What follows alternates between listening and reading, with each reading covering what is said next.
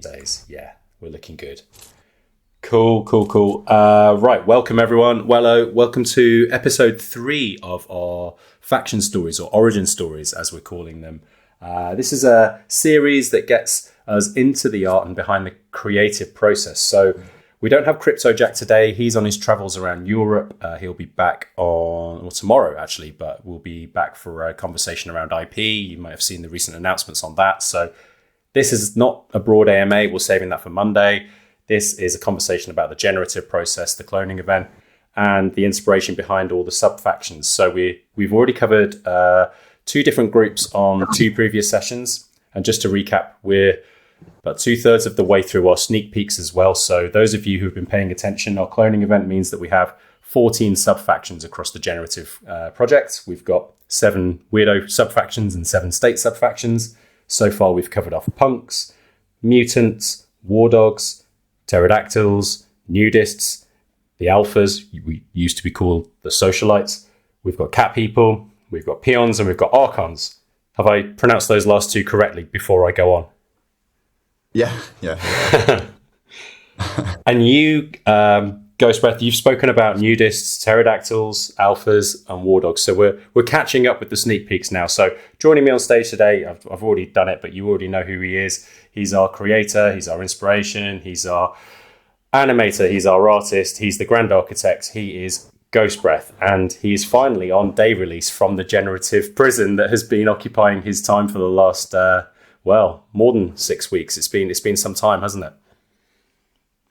Yeah. I don't even know exactly how long, because there was quite a bit of crossover with when I was still busy doing season 3. I had already started working on some of the generative characters and stuff. So it's hard to kind of exactly define, but it's been a long time now. It's flown by in my sense, but at the same time, I've been doing lots of different things, and I think you've been stuck on the one thing that actually makes this come alive. So I can only imagine what it feels like from your perspective. Look, we've got 2 more sub-factions that we want to cover today.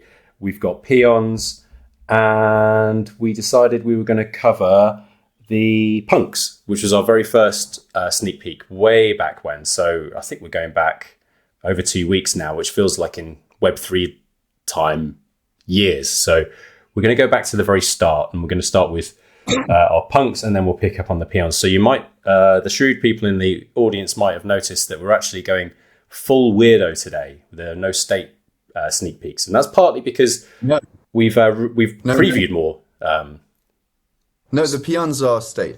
The peons are state. Oh my word! Yeah. Of course, they're the state worker class. I take it all back. Yeah. Of course. Suddenly makes much more sense that we have a worker class on the state side, not the weirdo side as well. So we'll yeah. But where do you want to start? Actually, let's park that. Where do you want to go? Do you want to talk about the state or the weirdos? You can flip a coin, or wherever your mind wants to take you first. Let's start with the punks, I think. Yeah, cool. I mean, it's been such a long time since we've talked about them because they've been out there in the open for some time. It was the first part of the collection I got to see firsthand. It was the first time I had my wow moment with what you're making. Just to be able to go through some of the generative outputs of this collection really sort of brought home all the possibilities of what you're trying to do, all the different sort of body formations and shapes and types. So let's start with the story, though, of the punks, like who they are. And yeah, if you could just give me a bit of a sort of give the audience a bit of characterization of these guys, like, what they're about, what they're known for, and, I guess what they're here to do really as part of their broader collection of weirdos. Who are they? Cool. So I think,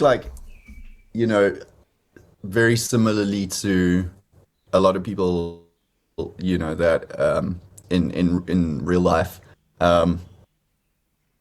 just kind of are into maybe a slightly more you might say destructive edge with regards to interests and things like that, and music and creative expression and that kind of thing. So when the state that we spoke about last time, the kind of boiling point initially, like 1,000 years ago, where the state and the Weirdos had their altercation and everybody revolted and that kind of a thing.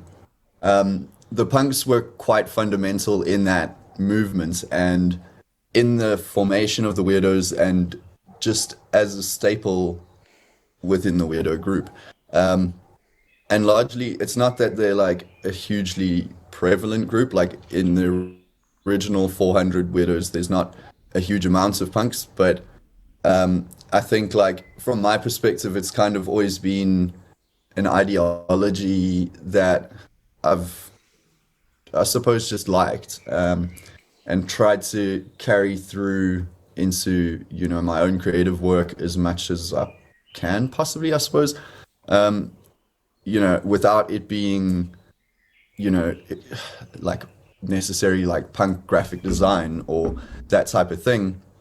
As I say, like the kind of ideological approach of like clients that I might work with or that kind of thing has always been pretty present in my professional life. So there's a lot of I was like also listening to punk music pretty young when I was a kid, especially also growing up in South Africa. It was banned, and it was, you know, basically there were a lot of bands actually speaking about what was going on in this country at the time. So it kind of helped me a lot as well, like to see what was going on around me and see that it was not okay, and just I would say like, you know, implanted me with something pretty important as a young kid.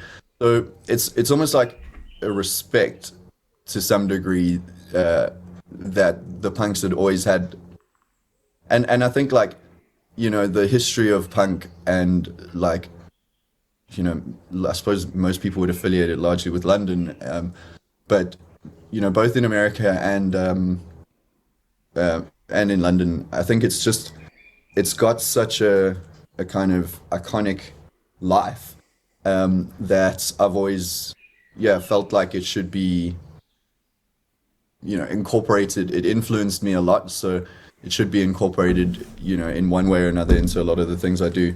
And I think like when coming to the collection, as I say, a lot of what the Weirdos stand for is at the core of a lot of like punk ideology.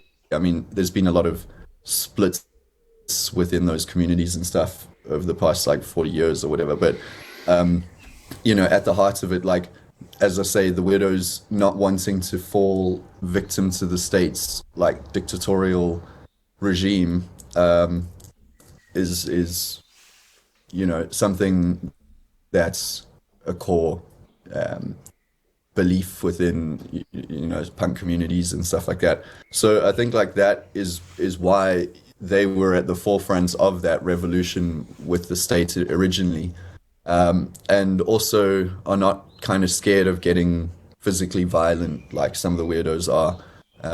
So, you know, again, like the War Boys that we talked about last time, they're pretty comfortable and happy being on the front lines with melee weapons. I always say that wrong. But, you know, stabbing people and hitting people and that kind of thing. So they're pretty important in terms of the actual group within the battle as well. But yeah, more than that, as well as it kind of comes from a more ideological place. So it's almost like they would probably have some punk leaders, or they do have some punk leaders, which is referenced in series 1 to 3. And yeah, they wouldn't necessarily be on the battlefield, but they would, or maybe they would, but they, you know, wouldn't be the ones necessarily dying or whatever, or hopefully not. So yeah, I think like that's, I don't know, that's a good introduction to them. I think probably babbled a bit, but yeah. I like that.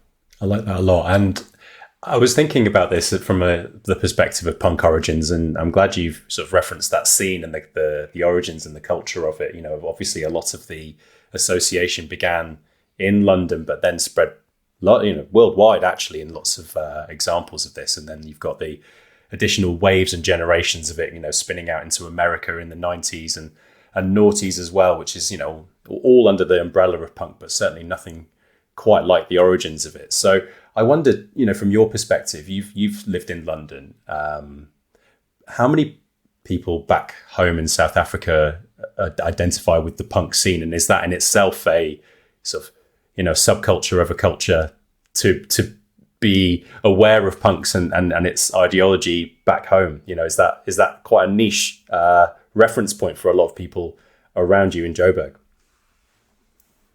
Yeah, I mean, like, you might here and there, you would never see really anybody these days.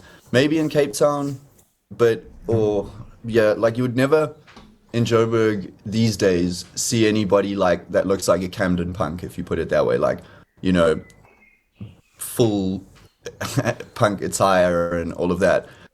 It's become more of like, from a style perspective, a lot like of the more skate punk type of look.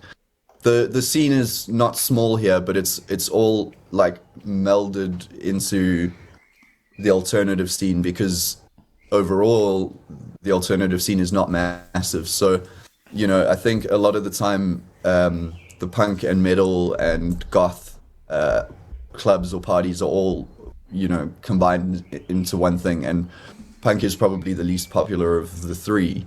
So, but I mean, I think it's just globally. I mean, I'm not sure. Obviously London will always have its kind of, I think, that following, but I think, globally, and potentially just what's kind of happened to music over the past 30 years, how much it's diversified and everything, it's hard for it to just exist in the same way. So yeah, it's just, it's not something that you see often here, but there's still punk bands from South Africa. There's still some that are going since the 90s, so they're not many, but like, there's a scene definitely, but it is quite like small. I wouldn't really call it like underground, but it's pretty small. Yeah, I think that kind of reflects my experience too. So, I grew up as an 80s child, but by the time I was out, hitting clubs and being an IRL degenerate, I was into the rock and metal music scene, which contained punks and subcultures of that as well. So it was sort of fighting for attention within quite a crowded set of genres that all got labeled under other and alternative, which is exactly the experience I felt when I was into, my heavy metal in that era. You didn't get a single stream of genre dedicated to you. You were all lumped together, and you all found ways to sort of live alongside one another and not sort of, be identified by your differences. So it became this quite inclusive thing in a funny sort of way. Looking through sorry. Cool. No, I was just going to say that's cool. Looking through the sneak peek, which was actually 3 weeks ago today. I've just looked it up. It was actually 3 weeks ago, which, as we say, feels like a lifetime now. But it was the only sneak peek we did where we dropped a revolving GIF of all the I guess it was our favourites at the time of the generative output. So we've got quite a few examples of punks, and it is a little bit like that ethos of being pulled together, but all the different shapes and sizes are all accepted within the punks. There's different skin tones, there's different body shapes, there's different clothing, there's clothing's optional in some cases. There's a huge array of styles, designs, and variety in this. And I did wonder, again, I ask you this with all of the collections, how diverse is this relative to the other factions? Because on the surface, it looks like there's an enormous amount to cover from an art and drawing perspective here. Yeah, so they're, again, like I'd said with the War Boys, they're probably, between them and the War Boys, the most complex in terms of, having the full range of body shapes, as well as all like the weirdo colors. So they've also got like quite a ton of accessory, or clothing and accessories and stuff. So and even so, I'm like still wanting to just add more things to them. But they I would say, what definitely one of the more complex and involved and detailed factions.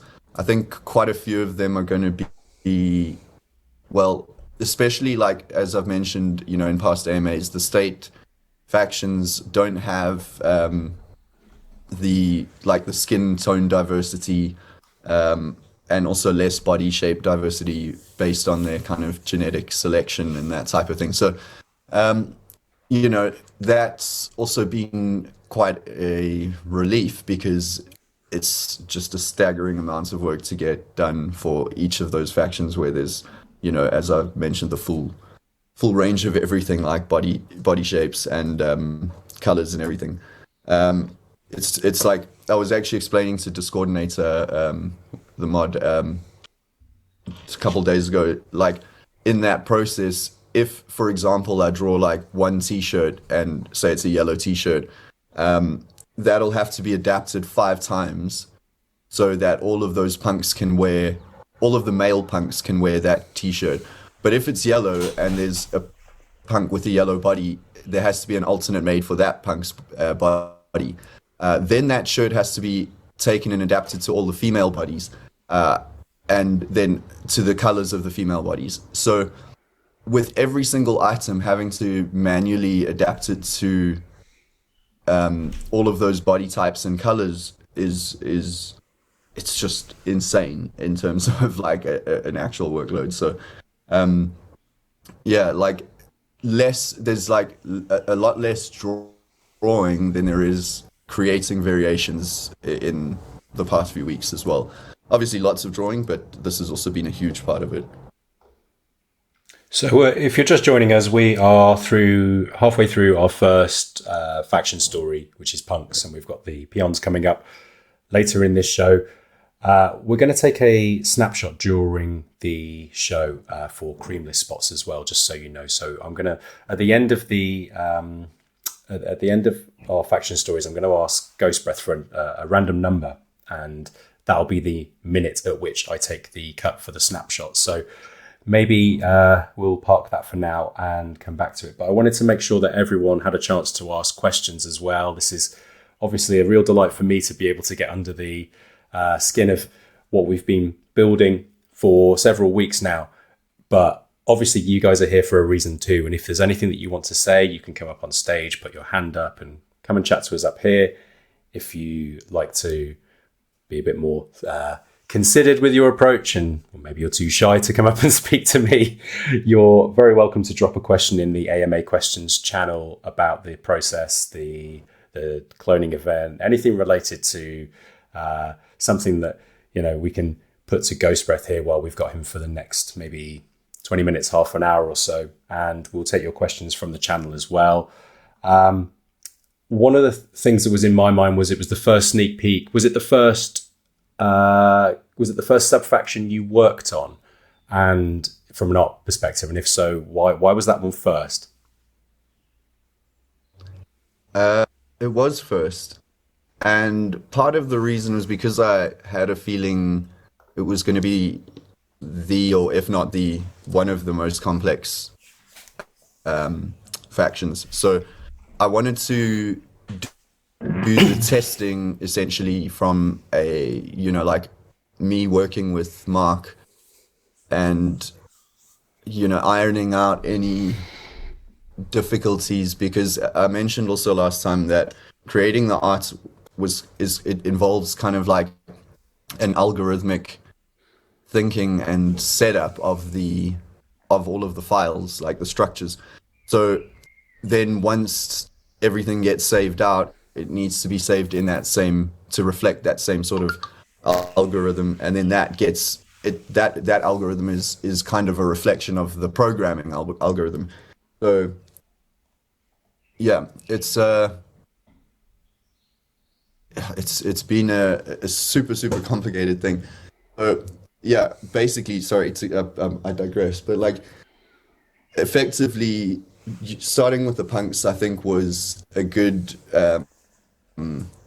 like, it was like throwing myself in the deep end, I would say, like, rather than starting with an easier faction that has less options, I wanted to just get going with one that was pretty complex.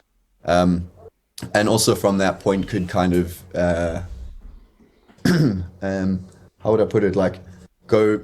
I think it helped me to go forward with making the rest of the factions a little bit more easily because I had learned a lot just by setting all of that up and by us getting those generated and from a point to where they were like, had a lot of broken bits to them being perfect. Yeah, that sort of leads me on to my next question, which maybe nobody's thinking, but certainly as I've been obsessing over this collection for the last few weeks, this kind of stuff has been in my mind where you produced all this variety in body shape and type. And so as the accessories and clothing items all map to those varying types, at what point do you get to take a step back and look at the entire generative output in the round and go, oh, I'm not sure if that hat quite works with that body shape, or those glasses don't quite align as exactly as I hope that they would? And what stage in the process do you get to go back to fine tune those alignments of all the generative outputs? Do you have to redraw, or is it more of Mark's work where he has to reconfigure the generative combinations in order to make that sort of align for a cigarette or an earring or whatever it might be? Because that process completely fascinates me, and I think obviously you're a major part of it and not the entire solution, but it strikes me as interesting that you build all the building blocks and don't necessarily see the finished product yourself until someone else has touched it. Yeah, and it's quite hard to gauge, exactly how much of one thing you'll need, until you get to that point. But essentially, once we've generated a whole bunch, I'll go through every single one of them, look for any errors or anything, and when finding errors, we'll just note whether it's something on Mark's side or something on my side. And 95% of the time, it's pretty clear to me. And if it's something from a programming side, it's usually pretty quick. It's just it's usually my fault anyway. I didn't tell him the correct order, or maybe he missed the order of something. So it'll generally be a pretty easy tweak. And a similar thing with art, where something might clip. So, a piece of an arm might go awkwardly over a piece of clothing. And, I hadn't checked that or missed that when I was checking stuff. So then I'll essentially need to go quickly fix that, fix if there's variations for each of the body shapes, etc. Fix all of those and then resave them. Look for any issues, anything that's not aligned. Fix it. We had a bit of an issue with this exactly you're talking about, where we had cigarettes that weren't matching up any of the mouths, and I couldn't figure out if it was a programming error or an error from my side. I assumed it was a programming error because I thought I had saved them out perfectly, but I actually saved them out backwards. So I had say for example 10 mouths and 10 cigarette positions, but mouth 1 was cigarette 10's position. So it took me a little while to figure out what I had done. So that's kind of when you see the Weirdos, or even if you look at the origin Weirdos, or whatever we call them, the OG Weirdos, it's really just the way they look there is how they basically get drawn. So every single thing that's separated effectively, if you think about it like that, like a t-shirt, the arm, jewelry, each of those things is drawn on a separate layer, and you turn off all of the layers so that bracelet's sitting in the exact correct position when you save it out for that body shape. And then, as you kind of alluded to, if I've got another body shape, then I'll have to move all of those bracelets, turn everything off, save that out, and then then you basically do that thousands of times, and then you've got a generative collection. And it's had to work slightly differently because a lot of people would do this through Photoshop with a lot of collections, I think. But this is all all of the work is done in Vector, which is a different style of graphic, just to simplify that quickly. So we needed to figure out another way to do it as well, which because of the complexity of it, we weren't able to automate anything. Because I'm sure some people must be thinking like, surely you can just automate this saving out process, which unfortunately is not possible. So yeah, it's been pretty tough, and making sure that everything aligns is probably the only real difficulty, you know. And once we've generated a first batch, to answer your question, your initial question, that's when I'll check it out and start, you know, immediately fixing stuff and getting more batches generated. Yeah, so if you've been wondering where GHOSTBREATH has been hiding for the last few weeks, this is your answer. This feels like a very involved and complicated process that's very meticulous. And, you know, I don't know quite how you've arrived at this stage and ready on time, but here we are. It's been a privilege to go through this. Are you ready to talk about Peons yet? Yeah, I'm happy to do that. I think we talked about punks enough, right? I don't know if there's any other questions you have or anything. Yeah, I'm going to wait and take questions as they come in. I haven't seen anyone submit anything yet. So if anyone has anything they'd like to ask either about punks or our upcoming conversation about Peons, or you can go ahead, you can go back and talk, ask us about previous factions that we've talked about on these faction stories previously. It's up to you, but here we are talking Peons and punks, which is probably the first time I've ever said that sentence out loud. And if we move on to Peons, then we're talking about a state working class. So I ask you this every time we talk about a sub-faction, but I like to get a gauge of their war readiness as a sub-faction, you know, how useful and a contribution this faction will be when it comes to the inevitable battle between the Weirdos and the state. And so my sense is that these guys are going to be shoved out onto the front line with limited weapons and there is cannon fodder. But I'd like to hear that in your words and get a sense of quite how many rights they do have, if any. Yeah, I think you put that perfectly. It's exactly kind of their role. I think the state would view it as you need to break a few eggs to make an omelet. So, you know, they get whatever they have. That's their weaponry.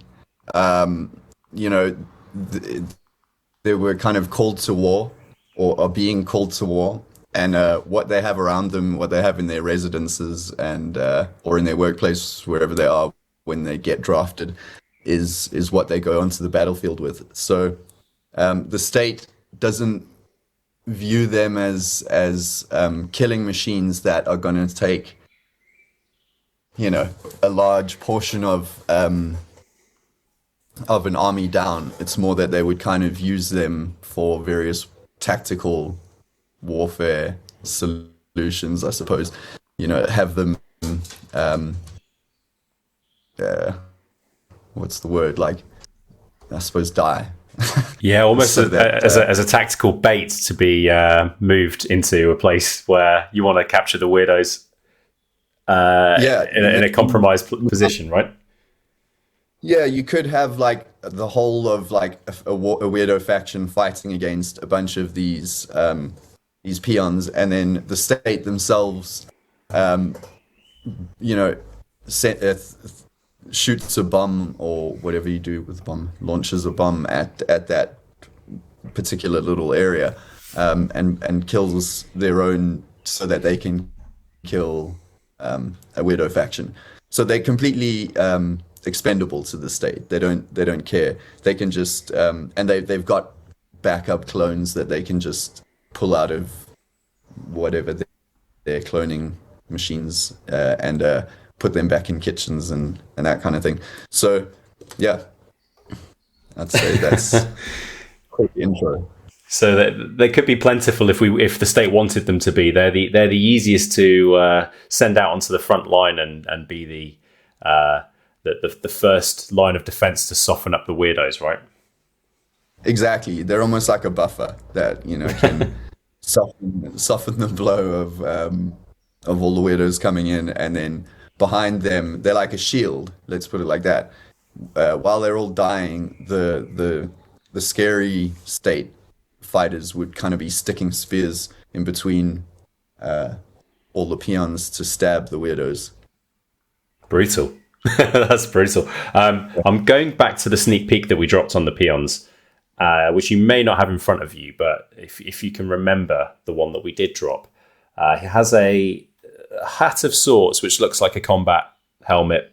Whether that's going to protect you from any incoming flak, I'm not exactly clear, but very specific question about that hat. There is a design on it which may, to the untrained eye, look awfully like a peen, and I wondered if you'd be able to shed some light on what that is.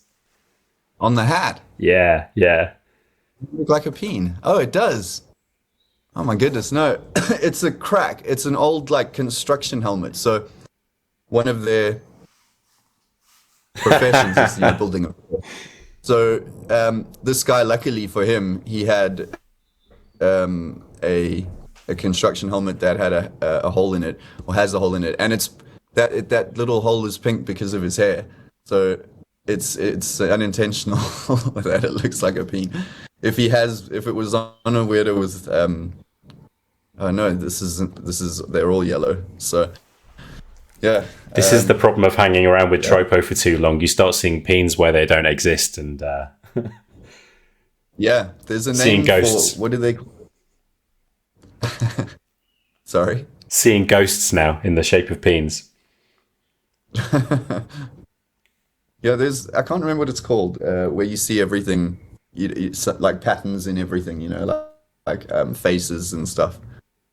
Yeah, it's very on brand though to hope that there are more peens in the collection than there really are. So that and I'm satisfied with that answer. So they're fairly shabbily dressed.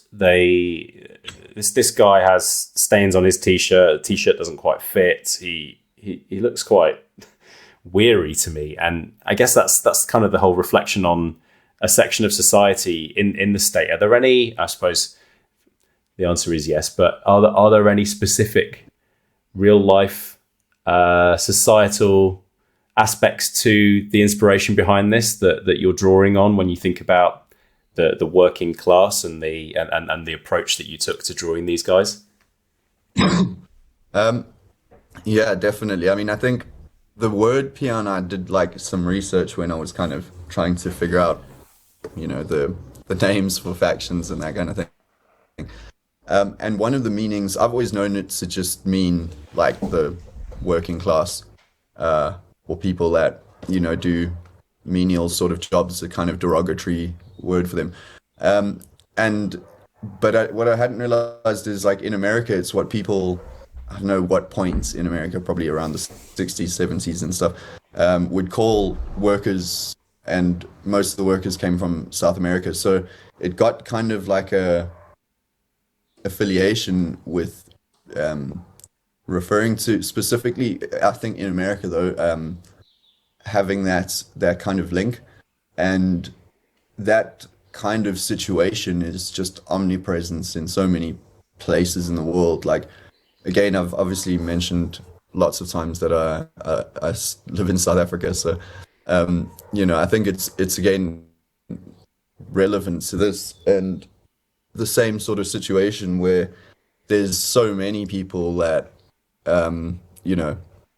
might, like, in a loose sort of referential way to this, like, move away from rural areas where you can kind of not have a lot of civilization, but life is far easier, and there's a lot of like food that's grown and those sorts of things, and people will come to the cities and experience something that's far from what they were hoping for, or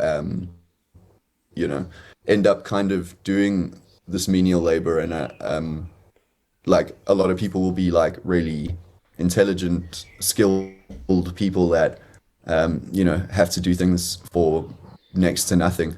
And I think like in the States, I mentioned the last time that this is likely to be the largest group within the state. And it obviously makes sense, especially from their perspective, that it's the cheapest kind of group, and cheapest to sort of maintain, and obviously also your kind of workforce for most things that are needed. So yeah, like it definitely references. I think like it's probably more present, this type of a reality in third world countries. Yeah, so but it's a very current and present thing in South Africa, as I'm sure it is a lot of other countries, and some countries that I know of, but I don't think. Um, yeah, Yeah.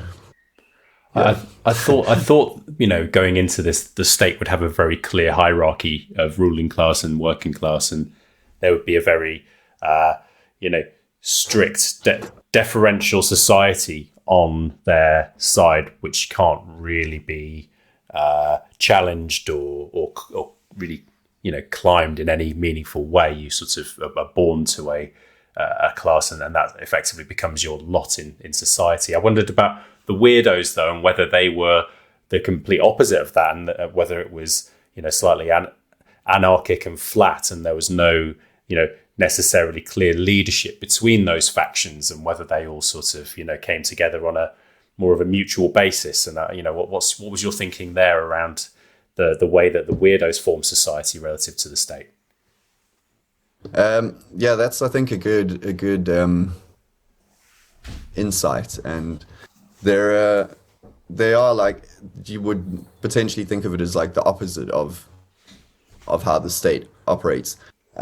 So it's I suppose a communal society, where there is leadership, but the leadership is not imposing of anything really. There's certain, I suppose, logical laws that get followed by the weirdos, and if those aren't followed by someone, they're just not welcome.